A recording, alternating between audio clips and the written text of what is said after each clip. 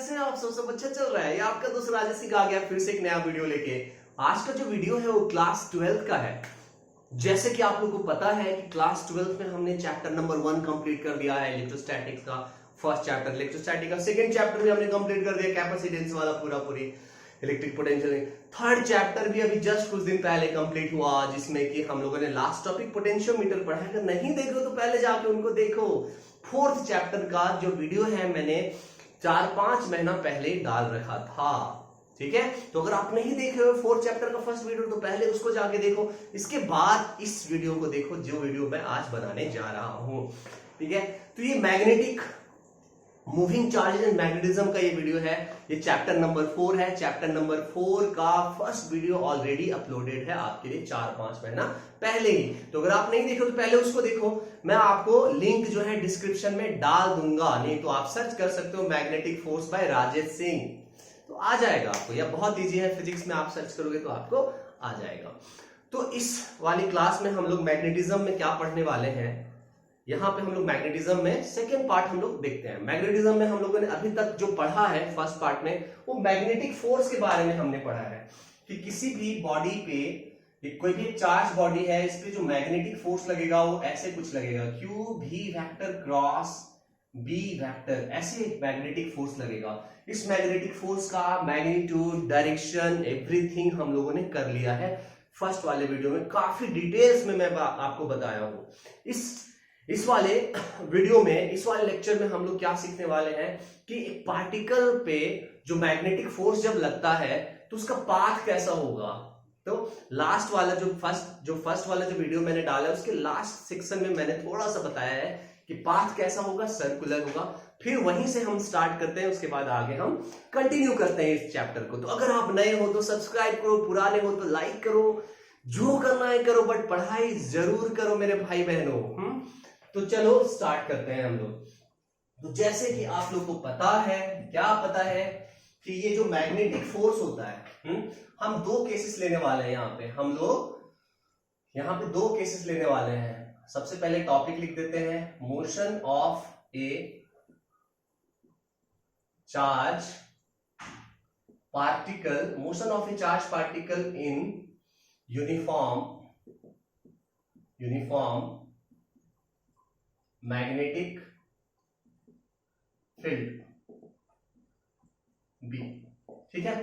इसका हम मोशन हम लोग डिस्क्राइब करने जा रहे हैं। तो मान लेते हैं केस नंबर 1, फर्स्ट केस हम लोग डिस्कस करने जा रहे हैं कि भैया वेलोसिटी जो है वो है मैग्नेटिक फील्ड के परपेंडिकुलर। तो जब वेलोसिटी मैग्नेटिक फील्ड के परपेंडिकुलर है मतलब एंगल कितना हो गया, 90 डिग्री, जिसको हम π/2 भी बोल सकते हैं। मतलब वेलोसिटी और मैग्नेटिक फील्ड 90 हो गया। मेरे पास मान लो दो मार्कर है, ऐसे समझ सकते हो आप, ऐसे हैं वेलोसिटी इधर, मैग्नेटिक फील्ड इधर, या ऐसे हो सकते हैं वेलोसिटी इधर, मैग्नेटिक फील्ड इधर, कैसे भी हो सकते हैं, बस परपेंडिकुलर होना चाहिए। इस केस में पार्टिकल का मोशन कैसा होगा वो अभी हम डिस्कस करने वाले हैं। देखो यहाँ पे, so velocity is perpendicular to the magnetic field, that means what, अभी हम लोग मैग्नेटिक फोर्स का फॉर्मूला थोड़ी देर पहले मैं लिखा था, क्या होता है, क्यू भी क्रॉस बी। अगर इसका मैग्नीट्यूड अगर हम लिखते हैं, इस मैग्नेटिक फोर्स का मैग्नीट्यूड लिखते हैं वेक्टर हटा के, तो होगा क्यू भी बी साइन थीटा। और साइन थीटा यहाँ पे कितना है आप देख सकते हो, क्यू भी बी यहाँ पे साइन 90 डिग्री, साइन 90 डिग्री का वैल्यू 1 होता है। So magnetic force becomes Q भी बी। और ये मैग्नेटिक फोर्स जो है वो क्या है, मैक्सिमम है। मैक्सिमम मैग्नेटिक फोर्स क्यू भी बी होता है, ठीक है। एक चार्ज पे जो मैग्नेटिक फोर्स लगता है वो मैक्सिमम कब होता है, व्हेन थीटा इज 90 डिग्री। किनके बीच का एंगल बोलो, वेलोसिटी एंड मैग्नेटिक फील्ड के बीच का एंगल अगर 90 डिग्री है तो मैग्नेटिक फोर्स जो होगा वो मैक्सिमम होगा। क्लियर। चलिए अब आगे हम लोग देखते हैं। तो मैक्सिमम मैग्नेटिक फोर्स लग रहा है क्यू भी बी, कितना लग रहा है हमें पता चल गया, किस डायरेक्शन में लग रहा है अगर हमें पता चल जाएगा तो हमारा काम सॉल्व हो जाएगा। तो कभी भी हम दो वेक्टर का क्रॉस प्रोडक्ट करते हैं तो जो डायरेक्शन आता है इन दोनों के परपेंडिकुलर आता है। इसका मतलब हम बोल सकते हैं magnetic force is perpendicular to velocity as well as magnetic field दोनों के परपेंडिकुलर है। तो मैग्नेटिक फील्ड के परपेंडिकुलर है या नहीं है उससे हमें कोई मतलब अभी नहीं है। फिलहाल हमें बस ये देखना है कि magnetic force is perpendicular to the velocity. मतलब कोई भी एक फोर्स अगर वेलोसिटी के परपेंडिकुलर होगा, इसका मतलब वो पार्टिकल पे वो वाला जो फोर्स है वो सेंट्रीपिटल फोर्स के जैसे काम करेगा। और सेंट्रीपिटल फोर्स क्या होता है? एक ऐसा फोर्स जो पार्टिकल को सर्कल में घुमाने के लिए रेस्पॉन्सिबल होता है। मतलब यहां पे जो मैग्नेटिक फोर्स लग रहा है, मैक्सिमम मैग्नेटिक फोर्स लग रहा है QVB, ये पार्टिकल पे वेलोसिटी के परपेंडिकुलर लग रहा है। कैसे पता चला परपेंडिकुलर लग रहा है? दो वेक्टर का क्रॉस प्रोडक्ट आपको क्या देता है? डायरेक्शन ऑफ क्या देता है? दो वेक्टर के परपेंडिकुलर डायरेक्शन में देता है। मतलब वेलोसिटी और मैग्नेटिक फील्ड दोनों के परपेंडिकुलर है यहाँ मैग्नेटिक फोर्स। इसका मतलब क्या है? Force is perpendicular to the velocity. If the force is perpendicular to the velocity that means what? That means what बोलिए आप लोग? इसका मतलब ये जो फोर्स है वो सेंट्रीपिटल फोर्स के जैसा काम करेगा। अब किसी पार्टिकल पे अगर सेंट्रीपिटल फोर्स के जैसा काम करेगा तो जो पार्टिकल जो है उसका मोशन कैसा होगा? सर्कुलर मोशन होगा, राइट, है ना। अब मान लो ये पार्टिकल अगर सर्कुलर मोशन में ऐसे घूम रहा है, मतलब इसके सेंटर की तरफ जो फोर्स लग रहा है ना, मैग्नेटिक फोर्स, यही उसको क्या दे रहा है? सेंट्रीपिटल फोर्स दे रहा है। यही चीज अभी हम लोग डिस्कस करने वाले हैं। अब ध्यान से देखो आप लोग, यहाँ पर फर्स्ट केस हम लोग डिस्कस कर रहे हैं। क्या फर्स्ट केस है? Velocity is perpendicular to the magnetic field. यही केस है, केस नंबर 1, वही डिस्कस कर रहे हैं। Case number 1A, velocity is perpendicular to magnetic field. तो थीटा यहाँ पे 90 डिग्री हो गया। मैग्नेटिक फोर्स जो है वो है QVB, मैक्सिमम है। अब ये मैग्नेटिक फोर्स जो है वो किसके जैसे काम कर रहा है? सेंट्रीपिटल फोर्स के जैसे काम कर रहा है। अब मान लो जो पार्टिकल यहाँ पे वेलोसिटी के परपेंडिकुलर है, यहाँ मैग्नेटिक फील्ड, मैग्नेटिक फोर्स, तो ये जो पार्टिकल पे ये मैग्नेटिक फोर्स लग रहा है और वो सर्कल में घूम रहा है, मान लो उसका रेडियस R है, तो अब यहाँ पे मैग्नेटिक फोर्स का फॉर्मूला डाल दो, QVB लग रहा है यहाँ पे, और FC जो है मतलब सेंट्रीपिटल फोर्स कितना लगता है? मान लो जो चार्ज यहाँ पे मूव कर रहा है उसका मास m है, mv²/r, ये सेंट्रीपिटल फोर्स होता है। क्लास 11th में मैंने सर्कुलर मोशन का एक वीडियो डाल रखा है, उसको जाके देखो, आपको पूरा क्लियर हो जाएगा what do you mean by centripetal force. तो यहाँ पे एक सिंपल सा हमारे पास रिलेशन आ गया, magnetic force is equal to centripetal force, क्योंकि यही फोर्स सेंटर की तरफ लग के उसको सर्कल में घुमा रहा है। मतलब एक पार्टिकल को मैग्नेटिक फील्ड के परपेंडिकुलर आप फेंक दिए तो सर्कल में घूमने लगेगा, है ना। मैजिक, चमत्कार इसको बोलते हैं, है ना। मतलब अब इस v से एक v को कैंसिल कर दो तो आपके पास आ गया r is equal to mv/qb। मतलब रेडियस का फॉर्मूला आपने मजाक मजाक में डिराइव कर दिया। पाथ कैसा होगा? सबसे पहले आपने बता दिया पाथ कैसा होगा, सर्कुलर होगा, circular, path will be circular, और ये जो सर्कल होगा इसका रेडियस कितना होगा? mv/qb। अब ये रेडियस किनके ऊपर डिपेंड कर रहा है मेरे भाई? रेडियस जो है वो mass into velocity bye q into b के ऊपर डिपेंड कर रहा है। इस मास इंटू वेलोसिटी को एक और चीज हम लोग बोलते हैं 11th में, मोमेंटम बोलते हैं। मास इंटू वेलोसिटी को हम बोलते हैं मोमेंटम। अब ये मोमेंटम p है तो हमारे पास एक और फॉर्मूला आ गया, r is equal to p/qb।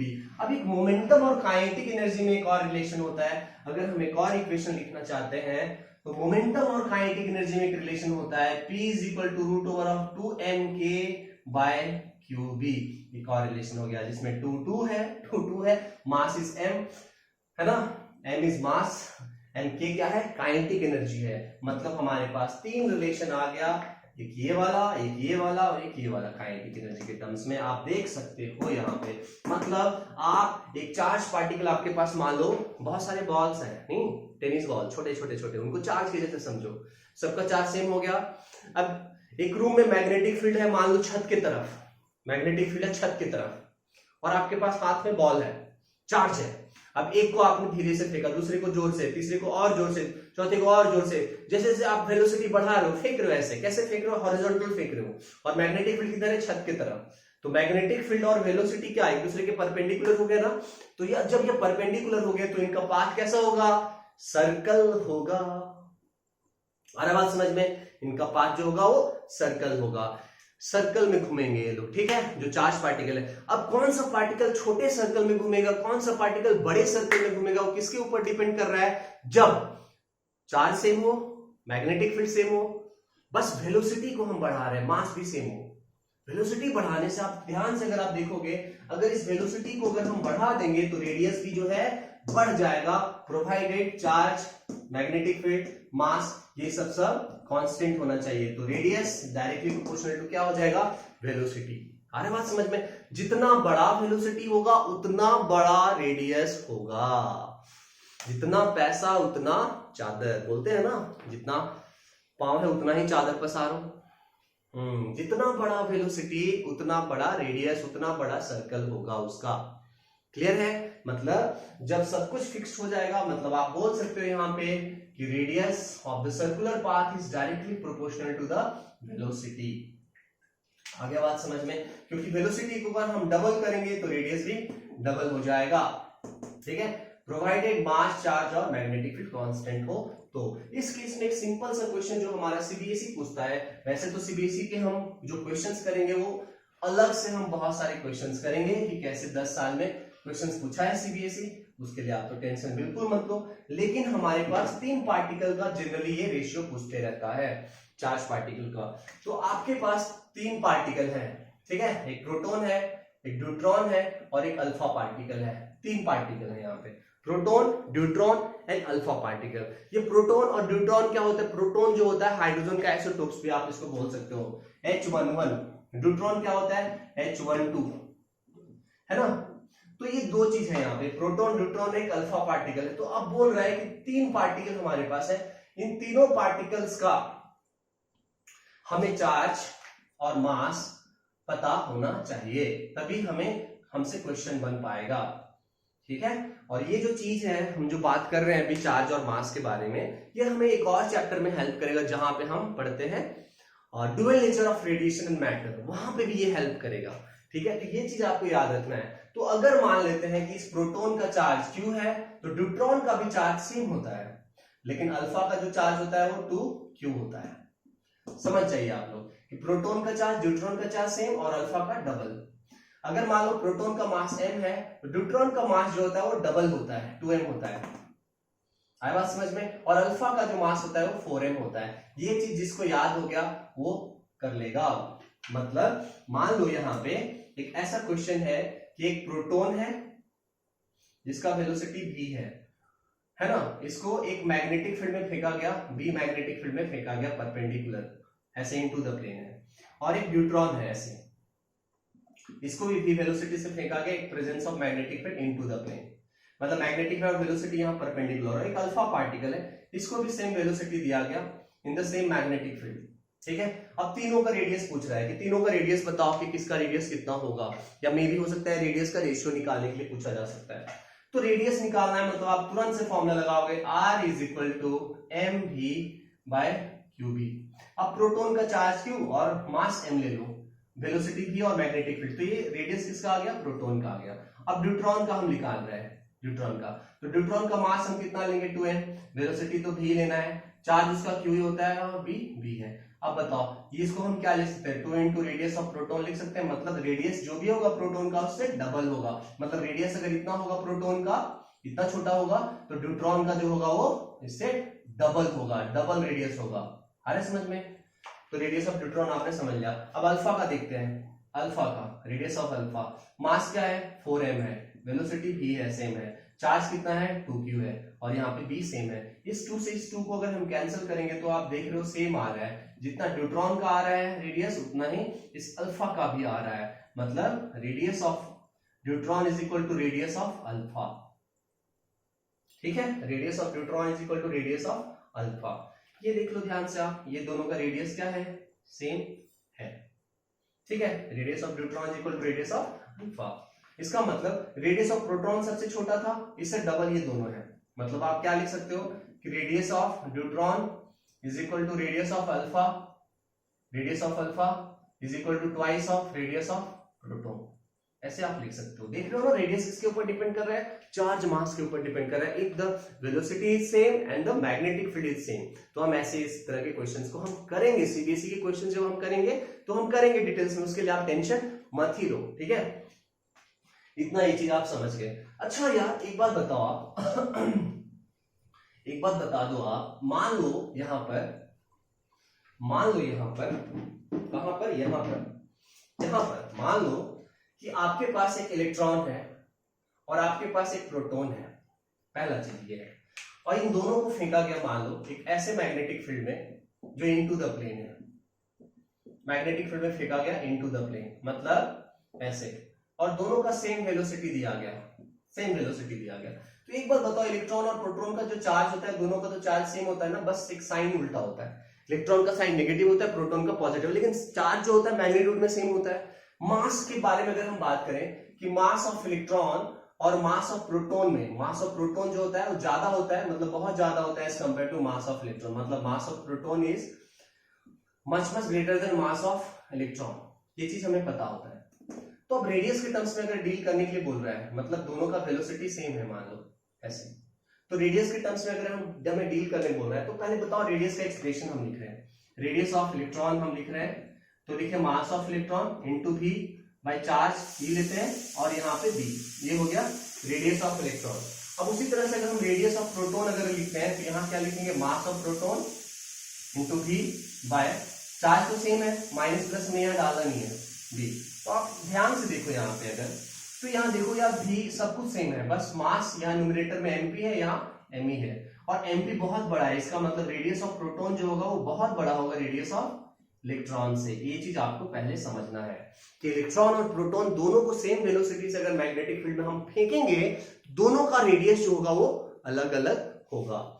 अलग अलग मतलब बहुत अलग होगा। रेडियस ऑफ जो प्रोटॉन होगा वो बड़ा होगा as compare to radius of electron. अब एक और चीज है कि प्रोटॉन का रेडियस मान लो ऐसे बना के रोटेशन इसका ऐसे दे रहे हैं बड़ा सा, तो इलेक्ट्रॉन का हमें छोटा सा रेडियस देके हमें ऐसे भेजना पड़ेगा। सेंस ऑफ रोटेशन जो होगा, जिधर फोर्स लगेगा उल्टा लगता है, क्योंकि फोर्स का जो फॉर्मूला होता है मेरे भाई वो क्या होता है, क्यू भी क्रॉस बी। तो भी क्रॉस बी दोनों के लिए सेम है, लेकिन एक का चार्ज प्लस है तो डायरेक्शन एक पार्टिकुलर में, माइनस से आप मल्टीप्लाई कर दोगे इलेक्ट्रॉन के लिए तो डायरेक्शन रिवर्स हो जाएगा। डायरेक्शन रिवर्स होने से क्या होगा, जिस डायरेक्शन में प्रोटॉन रिवॉल्व कर रहा था उसके ऑपोजिट डायरेक्शन में इलेक्ट्रॉन रिवॉल्व करेगा। समझ में आ रहा है? रेडियस का भी फैक्टर है यहाँ पे। रेडियस प्रोटॉन का जो होगा वो बड़ा होगा, बड़ा सर्कल होगा, और इलेक्ट्रॉन का जो होगा वो छोटा होगा। बस यही डिफरेंस है। ये चीज लोगों को, बहुत लोगों को समझ में नहीं आता है, ये आपको समझ में जरूर आ रहा हुआ है ना। चलिए, समझ में आ रहा हो तो जरूर कमेंट करके आप बताओ कि कैसा लग रहा है आपको फिजिक्स पढ़ने में। ठीक है, चलिए हम लोग आगे बढ़ते हैं। तो पहला चीज हम लोग को समझ में आ गया कि पार्टिकल का मोशन कैसा होगा। पार्टिकल का जो है बेटा मोशन कैसा होगा, है ना। पार्टिकल का मोशन कैसा होगा, एक केस वन हमने कर लिया, केस वन हमने कर लिया, यहाँ पे केस वन हमने कर लिया कि भैया वेलोसिटी जो है वो मैग्नेटिक फील्ड के परपेंडिकुलर है। अब बेटा अब केस टू करने जा रहे हैं कि अब परपेंडिकुलर नहीं है। मान लो केस नंबर हम 2 करने जा रहे हैं कि भैया वेलोसिटी जो है it is velocity is not perpendicular to magnetic field. Perpendicular नहीं है मतलब थीटा जो है वो क्या है, 90 डिग्री नहीं है। अब ये 90 नहीं है तो कुछ और एंगल हो सकता है ना, 60 डिग्री हो सकता है, 30 डिग्री हो सकता है, 90 के अलावा कुछ भी एंगल हो सकता है। तो इस केस में हम क्या करने वाले हैं, इस केस में हम क्या करने वाले हैं देख लो यार थोड़ा सा। यहाँ पर हम क्या देखोगे, मतलब मान लो बेटा इस डायरेक्शन में आपका मैग्नेटिक फील्ड है और वेलोसिटी ऐसे नहीं है, वेलोसिटी जो है वो ऐसे नहीं है। कैसे है वेलोसिटी, परपेंडिकुलर नहीं है, ये समथिंग कुछ एंगल बना रहा है थीटा जो 90 नहीं है, ऐसे है वेलोसिटी। इस केस में पाथ कैसा होगा, रेडियस क्या होगा, क्या कैसा होगा, हम लोग देखते हैं थोड़ा सा।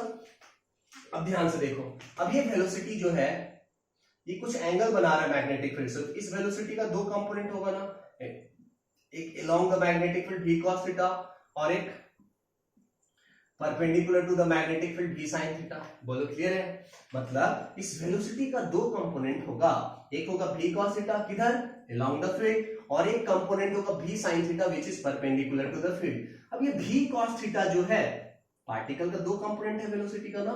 अब ये v cos थीटा पार्टिकल को राइट साइड में ले जाना चाहेगा, किधर ले जाना चाहेगा, अलोंग द मैग्नेटिक फील्ड, और ये परपेंडिकुलर कंपोनेंट सर्कल में घुमाना चाहेगा। अजीब है, एक कंपोनेंट बोल रहा है कि भैया तू आगे जा, एक कंपोनेंट बोल रहा है घूम ऐसे सर्कल में, तो बोलेगा ना तेरा बात ना मेरा बात, हम घूम घूम के आगे जाएंगे, दोनों का बात मान लेंगे हम, है ना। इसका मतलब ये आगे भी जाएगा और घूमेगा भी, मतलब इसका पाथ कैसा होगा, ऐसा होगा, स्प्रिंग के शेप का होगा, जिसको हम हेलिकल पाथ बोलते हैं। क्या बोलते हैं इसको, हेलिकल, मतलब घूम घूम के ये आगे जाएगा। क्यों जाएगा, reason is very simple, one component of the velocity जो है पार्टिकल को आगे ले जाना चाहता है अलोंग द फील्ड, और एक कंपोनेंट वेलोसिटी का जो है वो सर्कल में घुमा रहा है, तो दोनों मिलके रिजल्टेंट पाथ कैसा होगा, हेलिकल पाथ होगा। इसको हम बोलते हैं हेलिकल, या फिर इसको हेलिक्स भी बोलते हैं, हेलिक्स, ठीक है। स्प्रिंग के जैसा, स्प्रिंग देखियो ना, जैसे घुमा हुआ होता है, स्प्रिंग के शेप में होगा, ठीक है। चलिए अब इसमें इस केस में पाथ तो आपको समझ में आ गया, हेलिकल होगा। इस केस में सबसे पहले अगर हमें रेडियस पता करना है कि रेडियस क्या होगा, तो रेडियस का फॉर्मूला प्रीवियस में क्या था, mv बाय क्यूबी था। अब यहाँ पे v जो है परपेंडिकुलर वाला कौन सा है, v sin थीटा, तो यहाँ पे हो गया radius is mv sin theta by QB, ये रेडियस हो गया। दूसरा चीज देखो यहाँ पे यार आप लोग कि इस केस में आप देख रहे हो ना कि हर रिवॉल्यूशन के बाद ये कुछ डिस्टेंस आगे ट्रैवल कर रहा है, हर रिवॉल्यूशन के बाद ये कुछ डिस्टेंस आगे ट्रैवल कर रहा है पार्टिकल, तो इसी डिस्टेंस को हम बोलते हैं पिच। क्या बोलते हैं, पिच। तो इस पिच को हम डिफाइन करते हैं, इस पिच को हम डिफाइन करते हैं, पिच को हम डिफाइन करते हैं। ये भी तो डिस्टेंस है ना बेटा, कौन सा डिस्टेंस है, दिस डिस्टेंस को हम कैसे डिफाइन करेंगे, the distance travel by the particle along the magnetic field in one revolution, the distance travelled by the particle along the magnetic field in one revolution, मतलब एक रिवॉल्यूशन में कितना distance वो travel करेगा, उसी डिस्टेंस को हम बोलेंगे पिच, उसी डिस्टेंस को हम बोलेंगे पिच। पिच मतलब आप समझ गए, वो डिस्टेंस है, तो डिस्टेंस इक्वल टू क्या होता है, स्पीड इनटू टाइम, और स्पीड इस डायरेक्शन में कितना है, पैरेलल कंपोनेंट हम लेंगे इनटू क्या लेंगे, टाइम लेंगे। अब ये पैरेलल कंपोनेंट क्या है, v cos थीटा, और ये टाइम पीरियड अभी मैं थोड़ी देर में आपको बता रहा हूं, तो ये आपका पिच आ गया, पिच आ गया v cos theta into time period. अभी टाइम पीरियड हम लोग डिस्कस करेंगे, जस्ट करेंगे। अभी हमें दो केस का हमें मोशन समझ में आ गया कि वेलोसिटी और मैग्नेटिक फील्ड अगर परपेंडिकुलर होगा तो 5 सर्कल होगा, सुदर्शन चक्र है।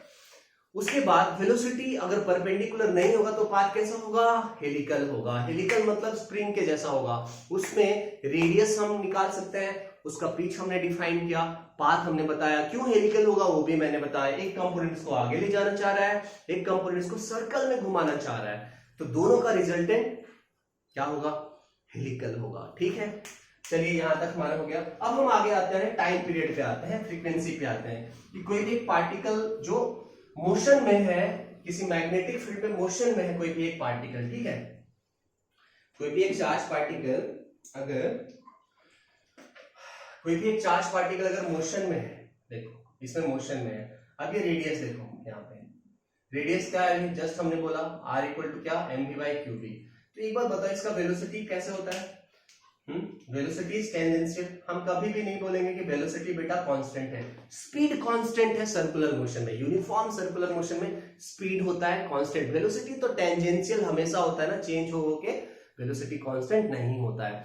आ रहा है बात समझ में। तो पार्टिकल जो है v वेलोसिटी से जा रहा है, कांस्टेंट स्पीड है, वेलोसिटी टेंजेंशियली चेंज हो रहा है। यहाँ पे वेलोसिटी ऐसे, यहाँ पे वेलोसिटी ऐसे। सर्कुलर मोशन अगर आप नहीं देखे हो तो पहले उसको देखो, आप ही के लिए वीडियो अपलोडेड रहता है, आप नहीं देखोगे तो कौन देखेगा। तो बेटा अब मान लेते हैं इसका टाइम पीरियड क्या होगा, हम टाइम पीरियड डिराइव करना चाहते हैं, टाइम पीरियड, इसको हम कैपिटल T बोल रहे हैं। अब ये टाइम पीरियड का मतलब क्या होता है, ये मोशन कैसा है, पीरियोडिक मोशन है ना, एक चार्ज पार्टिकल ऐसे घूम रहा है, मतलब इसका रिपीटेड मोशन है ना। तो कोई भी पार्टिकल अगर अपना मोशन को रिपीट करता है उसी को हम बोलते हैं पीरियोडिक मोशन, जो आप सिंपल हार्मोनिक मोशन में, ऑसिलेशन में पढ़ोगे, डिटेल्स में पढ़ोगे, टेंशन मत लो आप लोग, है ना। तो ये चार्ज पार्टिकल ऐसे ऐसे ऐसे ऐसे घूम रहा है, मतलब ये पीरियोडिक मोशन में, इसका टाइम पीरियड हमें डिफाइन करना है। तो अब बताओ, ये चार्ज पार्टिकल यहां से मूव करना स्टार्ट किया, ऐसे गया गया गया गया गया, यहाँ फिर आ गया, एक रिवॉल्यूशन कंप्लीट। तो एक रिवॉल्यूशन में वो डिस्टेंस कितना ट्रेवल किया, 2 पाई r, है ना। r का वैल्यू अगर हम डाल देते हैं तो 2 पाई r की जगह पे हम डाल दिए mv बाय क्यू बी। ये इतना डिस्टेंस ट्रेवल किया। एक सिंपल सा फॉर्मूला हमें पता होता है कि distance is equal to speed into time. तो टाइम इक्वल टू क्या आ गया, टाइम इक्वल टू आ गया डिस्टेंस बाय स्पीड। डिस्टेंस हमारा कितना है 2 पाई आर। अब ये 2 पाई आर हमारा डिस्टेंस है और डिवाइडेड बाय यहाँ पे v है v।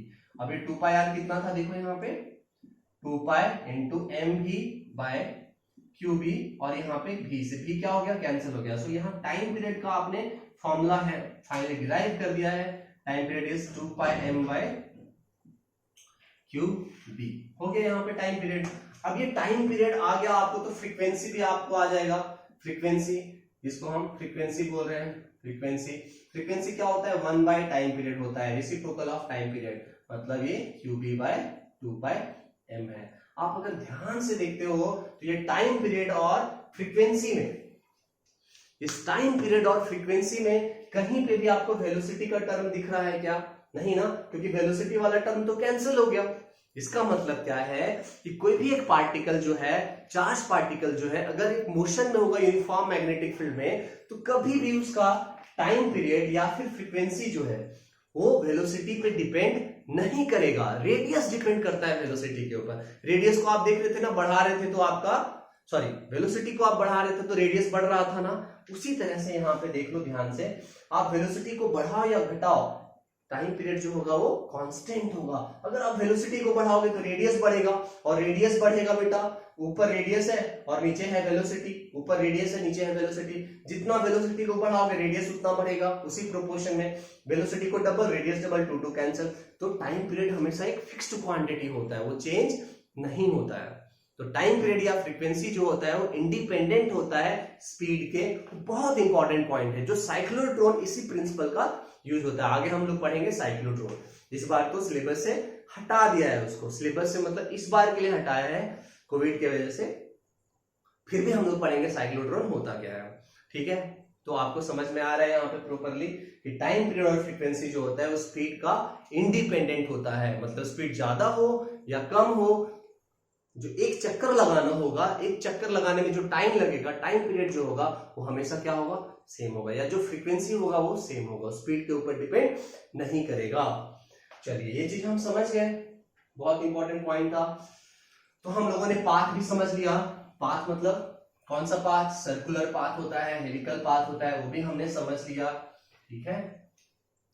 अब एक चीज होता है यहाँ पे लॉरेंज फोर्स करके, एक चीज होता है लॉरेंज फोर्स, इसको हम लोग थोड़ा सा समझते हैं। लॉरेंज फोर्स, ऑब्वियसली लॉरेंज एक साइंटिस्ट का नाम है जिसके नाम पे लॉरेंज फोर्स दिया गया है। इसके बारे में हम लोग बहुत सिंपल सी चीज है भैया, मान लो यहाँ पे आप कोई एक चार्ज पार्टिकल जो है मूव कर रहा है v वेलोसिटी से एक ऐसी जगह पर जहां पे इलेक्ट्रिक फील्ड भी है एंड बोलिए मैग्नेटिक फील्ड भी है। एक चार्ज पार्टिकल जो है एक ऐसी जगह पे मूव कर रहा है जहां पे इलेक्ट्रिक फील्ड भी है, मैग्नेटिक फील्ड भी है। इलेक्ट्रिक फील्ड इलेक्ट्रिक फोर्स लगाएगा, मैग्नेटिक फील्ड मैग्नेटिक फोर्स लगाएगा। दो फोर्स लग रहा है ना चार्ज पार्टिकल पे। अगर सिर्फ एक ही फील्ड होता, सिर्फ इलेक्ट्रिक फील्ड, तो इलेक्ट्रिक फोर्स लगाएगा, सिर्फ मैग्नेटिक फोर्स तो सिर्फ मैग्नेटिक फोर्स लगाएगा, मैग्नेटिक फील्ड की वजह से सिर्फ मैग्नेटिक फोर्स लगेगा।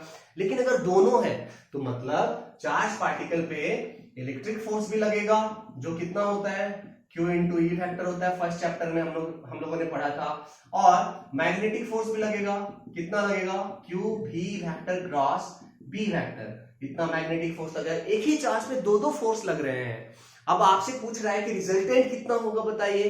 रिजल्टेंट मतलब इन दोनों फोर्स का रिजल्टेंट मतलब नेट फोर्स जो होगा वो कितना होगा, इनका वेक्टर सम होगा, मतलब electric force plus magnetic force. अब जो ये इलेक्ट्रिक फोर्स है इसको हम क्या लिखेंगे, क्यू ई फैक्टर, और ये जो मैग्नेटिक फोर्स है इसको हम क्या लिखेंगे, क्यू भी क्रॉस बी फैक्टर। मतलब ये दो दो फोर्स जो लग रहे हैं, इन दोनों का जो रिजल्टेंट होगा, जिसको हम नेट फोर्स बोलते हैं, रिजल्टेंट फोर्स होगा, इसी को हम बोलते हैं लॉरेंज फोर्स। मतलब लॉरेंज फोर्स का मतलब क्या होता है, Lorentz force is the resultant force of electric force and magnetic force. Electric force और मैग्नेटिक फोर्स का जो रिजल्टेंट होता है उसी को हम बोलते हैं लॉरेंज फोर्स। मतलब Q E factor plus Q भी क्रॉस बी। कभी कभी लॉरेंज फोर्स में क्या होता है, सिर्फ मैग्नेटिक फोर्स को भी बोलते हैं।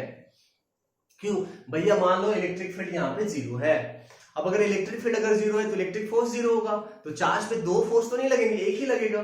उस केस में सिर्फ मैग्नेटिक फोर्स को भी हम लॉरेंज मैग्नेटिक फोर्स हम बोल सकते हैं, ठीक है, लॉरेंज मैग्नेटिक फोर्स। इस केस में आप थोड़ा सा क्या कर सकते हो, यहां से Q को बाहर निकाल के आप ऐसे देख सकते हो, E vector plus V vector plus cross B vector, ऐसे भी आप इसको लिख सकते हो। This is called the Lorentz force, ठीक है, लॉरेंज फोर्स। आया बात समझ में, लॉरेंज फोर्स।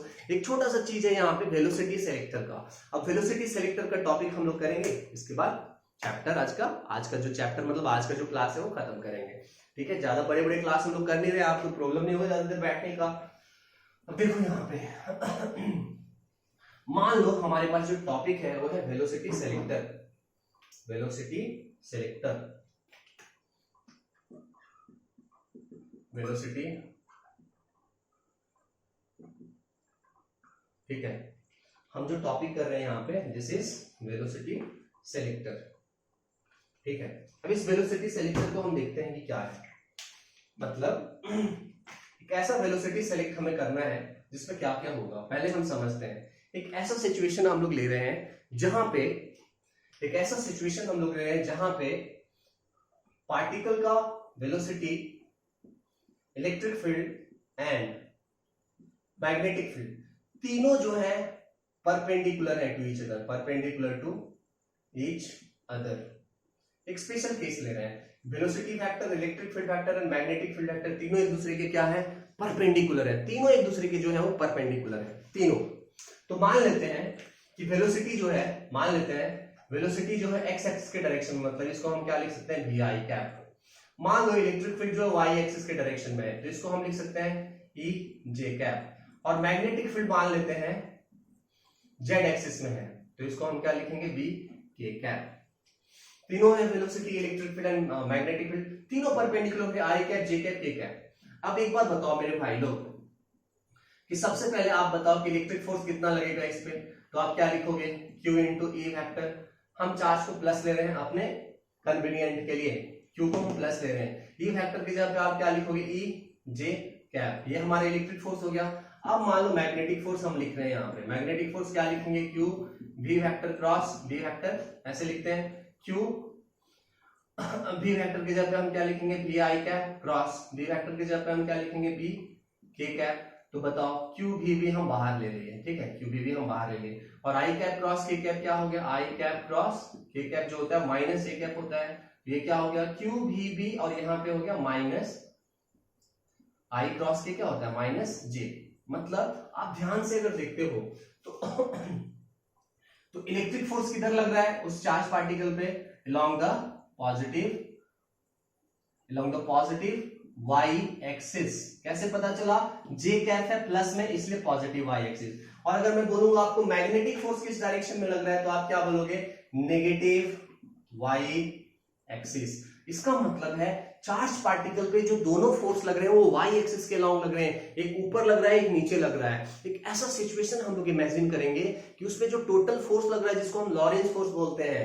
लॉरेंज फोर्स का मतलब अभी जस्ट थोड़ी देर पहले पढ़ाया, इलेक्ट्रिक फोर्स और मैग्नेटिक फोर्स का रिजल्टेंट। अब ये दोनों फोर्स का जो रिजल्टेंट है, अगर हम मान लो एज्यूम कर रहे हैं, मान लो दोनों फोर्स का ये जो है यहाँ पे लॉरेंज फोर्स, नेट फोर्स जिसको बोलते हैं, electric force plus magnetic force, इन दोनों फोर्स का रिजल्टेंट मान लो एज्यूम कर रहे हैं जीरो है, तो इस केस में जो वेलोसिटी आएगा ना, इसी को हम बोलते हैं वेलोसिटी सेलेक्टर। एकदम सिंपल सा है, मतलब velocity, electric field, magnetic field तीनों को पहले परपेंडिकुलर किया, इसके बाद फोर्स निकाला। फोर्स में हमने क्या देखा, इलेक्ट्रिक फोर्स पॉजिटिव y में आ रहा है, magnetic force negative y axis में आ रहा है। अब ये दोनों फोर्स को मान लो, एक ऐसी सिचुएशन को इमेजिन कर रहा हूं कि दोनों फोर्स मिला के रिजल्टेंट जो आ रहा है क्या आ रहा है, जीरो आ रहा है। अब ये दोनों फोर्स अगर जीरो आ रहा है, इसका मतलब हमें यहाँ एक कंडीशन मिलेगा वेलोसिटी का, उसी वेलोसिटी को हम बोलेंगे वेलोसिटी सेलेक्टर।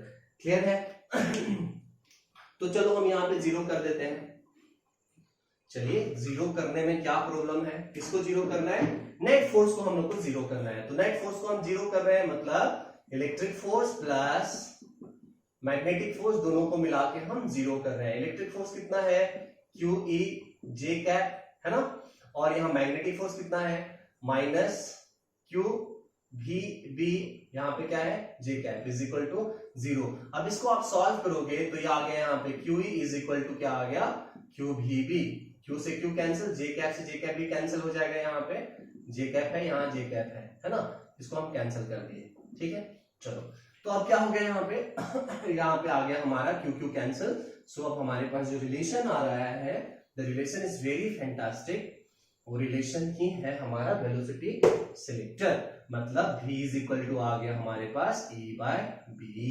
देखो यहाँ पे this velocity is called velocity selector, मतलब इस वेलोसिटी से e बाय बी क्या है इलेक्ट्रिक फील्ड का मैग्नीट्यूड और मैग्नेटिक फील्ड का मैग्नीट्यूड, इस ये रेशियो को अगर हम निकाल दिए, ये रेशियो मान लो समथिंग आ रहा है 50 आ रहा है, या मान लो 100 आ रहा है, या 200 आ रहा है, या 400 आ रहा है, 1000 आ रहा है, ये रेशियो अगर हमें पता चल गया, इस वेलोसिटी से अगर हम चार्ज पार्टिकल को फेंकेंगे दोनों इलेक्ट्रिक फील्ड और मैग्नेटिक फील्ड के परपेंडिकुलरली, और दोनों पहले से परपेंडिकुलर है, मतलब तीनों परपेंडिकुलर होना चाहिए, electric field, magnetic field and charge का वेलोसिटी, तीनों अगर परपेंडिकुलर है और इस वेलोसिटी से अगर हम चार्ज पार्टिकल को फेंकेंगे तो चार्ज पार्टिकल पे नेट फोर्स 0 लगेगा, क्योंकि नेट फोर्स 0 करके मैंने ये कंडीशन निकाला ना, इसी वेलोसिटी को हम बोलते हैं वेलोसिटी सेलेक्टर। आ रहा बात समझ में? अब आगे क्या है, अगर किसी भी बॉडी पे नेट फोर्स अगर 0 होता है, किसी भी बॉडी पे अगर नेट फोर्स 0 होता है, तो नेट फोर्स 0 होने की वजह से उस पार्टिकल का जो भी पाथ है वो पाथ कंटिन्यू रहेगा, मतलब अगर वो स्ट्रेट लाइन में जा रहा है तो स्ट्रेट लाइन में जाएगा, सर्कल में जा रहा है तो सर्कल में जाएगा, मतलब उसका पाथ जो है वो चेंज नहीं होगा, मतलब जिस डायरेक्शन में पार्टिकल जा रहा है उसी डायरेक्शन को वो मेंटेन करेगा इस वेलोसिटी से अगर हम फेंकेंगे तो। जे थॉमसन जो है इसका यूज किया था to find the charge and mass ratio, आप डिटेल्स में इसको पढ़ सकते हो, थ्योरेटिकल पार्ट है, ठीक है, इसी वेलोसिटी से उसने इलेक्ट्रॉन्स को फेंका था। ठीक है चलिए, यही था हमारा आज का टॉपिक वेलोसिटी सेलेक्टर। तो आई होप कि ये वीडियो आपको पसंद आया होगा, लाइक शेयर सब्सक्राइब जरूर करो, अगर आप नए हो तो सब्सक्राइब करने में आपका क्या जाता है, आपको नए नए वीडियोस मिलते रहेंगे, बीच में आपको मोटिवेशनल वीडियो भी मैं देते रहता हूँ, है ना। तो चलिए मिलते हैं हम लोग नेक्स्ट वीडियो में, तब तक के लिए नमस्कार।